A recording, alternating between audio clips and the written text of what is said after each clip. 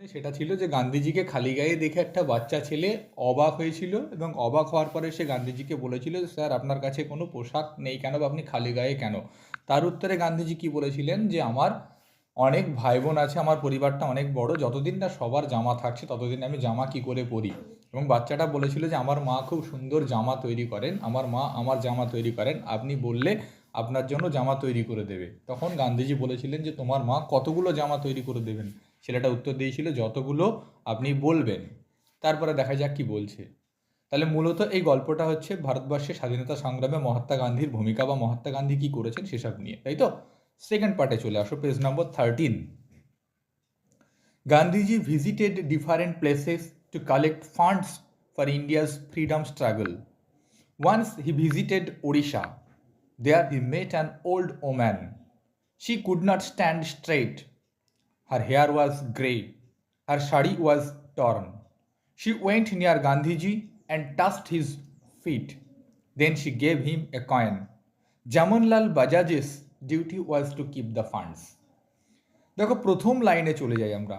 Gandhiji visited, VISIT, visit মানে পরিদর্শন করা, যাওয়া, দেখা করা।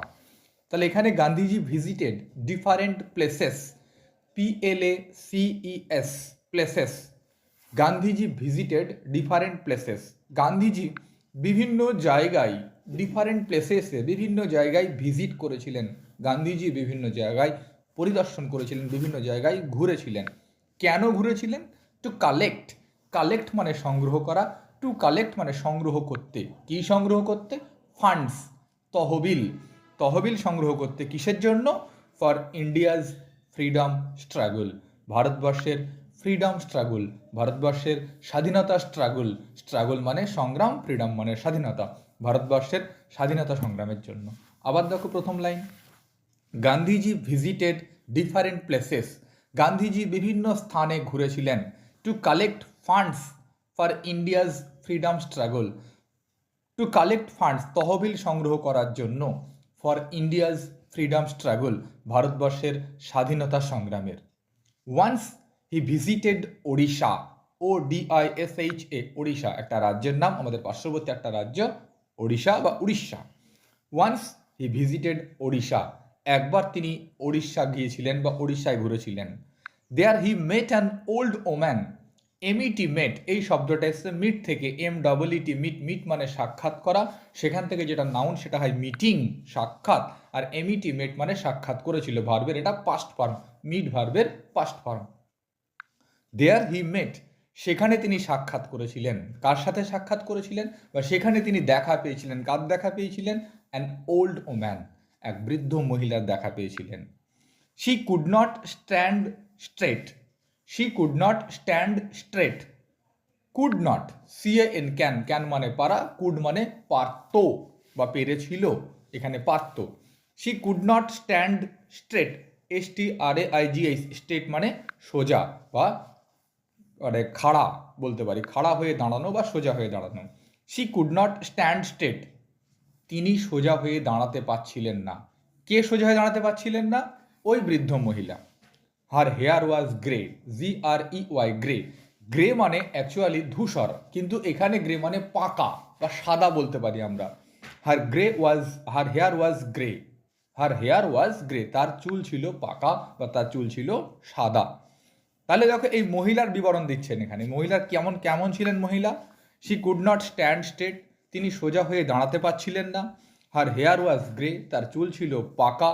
হার শাড়ি ওয়াজ টর্ন, টর্ন মানে ছেঁড়া, তার শাড়ি ছিল ছেঁড়া। শি ওয়েন্ট নিয়ার গান্ধীজি, তিনি গান্ধীজির কাছে গিয়েছিলেন। অ্যান্ড টাস্ট হিজ ফিট, এখানে টাস্ট, টাস্ট মানে এখানে কিন্তু পা ছুঁয়ে প্রণাম করা হবে। টাস্ট অ্যাকচুয়ালি TOUCH, টাচ মানে স্পর্শ করা। শি ওয়েন্ট নিয়ার গান্ধীজি, তিনি গান্ধীজির কাছে গিয়েছিলেন। অ্যান্ড টাস্ট হিজ ফিট, তার পা ছুঁয়ে প্রণাম করেছিলেন।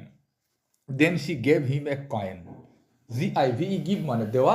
এবার আছে then she gave him a coin, তারপর তিনি তাকে একটা কয়েন দিয়েছিলেন। Jamnalal Bajaj's duty was to keep the funds. Jamnalal Bajaj একটা নাম। এই জামনলাল বাজাজেস ডিউটি, ডিউটি মানে কর্তব্য। জামনলাল বাজাজেস ডিউটি, জামনলাল বাজাজের কর্তব্য, ওয়াজ ছিল, কি ছিল কর্তব্য? টু কিপ দ্য ফান্ডস, ওই তহবিলটা রাখা। অর্থাৎ ওই গান্ধীজি বিভিন্ন জায়গায় ঘুরে ঘুরে যে টাকাটা সংগ্রহ করছেন ভারতবর্ষের স্বাধীনতা সংগ্রামের জন্য, যে তহবিলটা সংগ্রহ করছেন, সেই তহবিলটার হিসাব নিকাশ, সেই তহবিলটার টাকা পয়সা কে রাখতেন? এই জামনলাল বাজাজ। প্রশ্ন আসতে পারে জামনলাল বাজাজ কে ছিলেন? উত্তর কি হবে? যে জামনলাল বাজাজ ছিলেন ফান্ড কিপার। ওই ভারতবর্ষের যে স্বাধীনতা সংগ্রামের যে ফান্ড, সেই ফান্ডের কিপার, সেই ফান্ডের হিসাব রক্ষক ছিলেন জামনলাল বাজাজ। প্রশ্ন আসতে পারে জামনলাল বাজাজের কাজ কি ছিল? জামনলাল বাজাজের কাজ কি ছিল? টু কিপ দ্য ফান্ডস, ওই ফান্ডসটাকে রাখা। প্রথম প্যারাটা আমি আবার বলছি, এক নাগাড়ে একটু শুনে নাও, কেমন? Gandhiji visited different places, Gandhiji বিভিন্ন জায়গায় ঘুরেছিলেন। To collect funds for India's freedom struggle, ভারতবর্ষের স্বাধীনতা সংগ্রামের জন্য তহবিল সংগ্রহ করতে, বা ভারতবর্ষের স্বাধীনতা সংগ্রামের তহবিল সংগ্রহ করার জন্য গান্ধীজি বিভিন্ন জায়গায় ঘুরেছিলেন। ওয়ান্স হি ভিজিটেড ওড়িশা, একবার তিনি ওড়িশায় গিয়েছিলেন। দেয়ার he met an old woman, সেখানে তিনি এক বৃদ্ধ মহিলার দেখা পেয়েছিলেন। She could not stand straight, তিনি সোজা হয়ে দাঁড়াতে পারছিলেন না। হার হেয়ার ওয়াজ গ্রে, তার চুল ছিল পাকা বা তার চুল পেকে গেছিল। হার শাড়ি ওয়াজ টর্ন, তিনি যে শাড়িটা পরেছিলেন সেটা ছিল ছেঁড়া। শি ওয়েন্ট নিয়ার গান্ধীজি, তিনি গান্ধীজির কাছে গিয়েছিলেন। অ্যান্ড টাচড হিজ ফিট, এবং তার পা ছুঁয়ে প্রণাম করেছিলেন। ফিট অ্যাকচুয়ালি FEET, ফুট মানে পা, এখানে ফিট মানে পদযুগল বলতে পারি, বা তার দুটি পা ছুঁয়ে প্রণাম করেছিলেন বলতে পারি। Then she gave him a coin, তারপর তিনি তাকে একটা কয়েন দিয়েছিলেন। Jamnalal Bajaj's duty was to keep the funds, Jamnalal বাজাজের কর্তব্য ছিল ওই ফান্ড বা ওই তহবিলটাকে হিসাব রাখা বা ওই তহবিলটাকে রাখা। He asked Gandhiji for the coin, but Gandhiji refused. He asked Gandhiji for the coin, he বলতে এখানে কার কথা বোঝানো হয়েছে? ওই জামনলাল বাজাজ। ওই জামনলাল বাজাজ আস্কড গান্ধীজি, জামনলাল বাজাজ গান্ধীজির কাছে চেয়েছিলেন, কি চেয়েছিলেন? For the coin, ask for মানে চাওয়া বা want. Jamnalal Bajaj asked Gandhiji for the coin, Jamnalal Bajaj গান্ধীজির কাছে কয়েনটা চেয়েছিলেন। But Gandhiji refused, REFUSE, refuse মানে অস্বীকার করা, প্রত্যাখ্যান করা, না বলে দেওয়া। এর সমর্থক শব্দ আমরা ডিনাই বলতে পারি, DENY, ডিনাই মানেও অস্বীকার করা। বাট গান্ধীজি রিফিউজড, কি রিফিউজ করলেন গান্ধীজি? ওই যে হি asked Gandhiji for the coin, বা জামনলাল বাজাজ গান্ধীজির কাছে কয়েনটা চেয়েছিলেন, বাট গান্ধীজি রিফিউজড, কিন্তু গান্ধীজি সেটাকে না করে দিয়েছিলেন, প্রত্যাখ্যান করেছিলেন, অর্থাৎ কয়েনটা তিনি দিতে রাজি হননি। জামনলাল ওয়াজ সারপ্রাইজড, জামনলাল অবাক হয়ে গেলেন। অবাক হওয়ারই কথা, গান্ধীজি যা টাকা পয়সা সংগ্রহ করছেন স্বাধীনতা সংগ্রামের জন্য সব দিয়ে দিচ্ছেন, এটার বেলায় বললেন আমি দেবো না, তিনি অস্বীকার করলেন বা দিতে রাজি হলেন না। কি বললেন? এবার তিনি জামনলাল অবাক হয়ে গেলেন। এবার জামনলাল কি বলছেন? Jamnalal said, I keep thousands of rupees, thousands মানে হাজার হাজার, I keep thousands of rupees, আমি হাজার হাজার টাকা রেখে দিই। জামনলাল সেড, জামনলাল বল, this coin is worth much more than those thousands, এই কয়েনটার মূল্য ওই হাজার হাজার টাকার থেকে অনেক বেশি। গান্ধীজি টোল্ড হিম, কে বললেন কথাটা? গান্ধীজি বললেন। বললেন কি? যে this coin is worth much মোর, এই কয়েনটার মূল্য আরও অনেক বেশি, দ্যান দোজ থাউজেন্ডস, ওই হাজার হাজার টাকা থেকে। গান্ধীজি টোল্ড হিম, গান্ধীজি তাকে বললেন। কাকে বললেন? জামনলাল বাজাজকে বললেন। If a man has lakhs, lakhs মানে লক্ষ লক্ষ, if a man has lakhs, যদি একটা মানুষের লক্ষ লক্ষ টাকা থাকে, হি ক্যান গিভ 1,000 or 2, তিনি দিতে পারেন 1,000 বা 2,000 টাকা। বাট দিস কয়েন ওয়াজ, কিন্তু এই কয়েনটা ছিল পারহাপস, পারহাপস মানে সম্ভবত, কিন্তু এই কয়েনটা ছিল সম্ভবত অল শি হ্যাড, তার সর্বসাকুল্যে। অল শি হ্যাড মানে তার কাছে যা কিছু ছিল এটাই সব। দ্যাট মিনস ওই মহিলা যিনি ওই কয়েনটা দিয়েছিলেন, গান্ধীজি বলছেন জামনলালকে যে এই কয়েনটাই হয়তো তার কাছে সর্বসাকুল্যে তার কাছে তো এই কয়েনটাই ছিল। বলছে কি বললেন?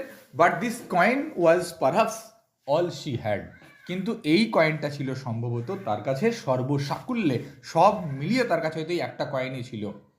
হোয়াট এ গ্রেট স্যাক্রিফাইস, অবাক হয়ে গেলেন গান্ধীজি, যে মহিলার কাছে, বৃদ্ধা এক মহিলা যিনি ঠিক করে দাঁড়াতে পারেন না, পরনে ছেঁড়া শাড়ি পরে আছেন, তার কাছে একটাই কয়েন ছিল, সেটাই দিয়ে দেন। তাই তিনি বলছেন হোয়াট এ গ্রেট স্যাক্রিফাইস, কি গ্রেট স্যাক্রিফাইস, কি বড় একটা উৎসর্গীকরণ। অর্থাৎ যা ছিল সবটাই দিয়ে দিলেন।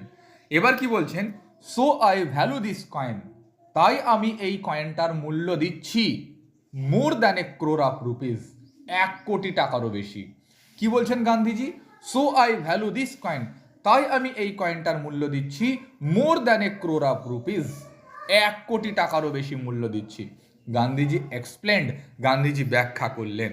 হি কেপ্ট দ্যাট কয়েন, তিনি রেখে দিলেন দ্যাট কয়েন, ওই কয়েনটাকে, ওই থিম তার সাথে, ফর এভার, চিরদিনের জন্য। আবার বলছি পুরো প্যারাটা দেখো ভালো করে।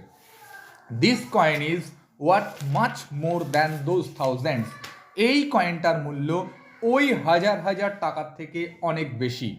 গান্ধীজি টোল্ড হিম, গান্ধীজি তাকে বললেন, if a man has lakhs, যদি একটা মানুষের লক্ষ লক্ষ টাকা থাকে, he can give a 1000 or 2, তিনি 1-2 হাজার টাকা দিতে পারেন।